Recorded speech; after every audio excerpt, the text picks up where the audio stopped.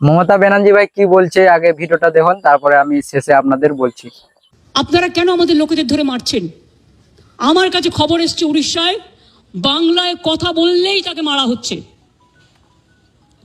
মহারাষ্ট্রেও হয়েছে, উত্তরপ্রদেশেও হয়েছে, বিহারেও হয়েছে।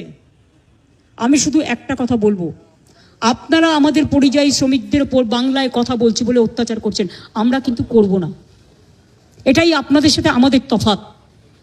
আমার এখানেও 1.5 কোটি বাইরের লোক আছে, কাজ করে, সব ধর্মের, সব বর্ণের, সব রাজ্যের। মনে রাখবেন, আমি পরিষ্কার বলে দিচ্ছি, আমরা চাই না কারোর সাথে কোনো ভুল বোঝাবুঝি হোক। আমি তাই উড়িষ্যা গভর্নমেন্টকে, বিহার গভর্নমেন্টকে, রাজস্থান গভর্নমেন্টকে এবং আমার চিফ সেক্রেটারি আজকে চিঠি পাঠাচ্ছেন হোম সেক্রেটারিকেও। ডিজি অলরেডি উড়িষ্যার ডিজির সাথে সম্ভবত কথা বলেছেন।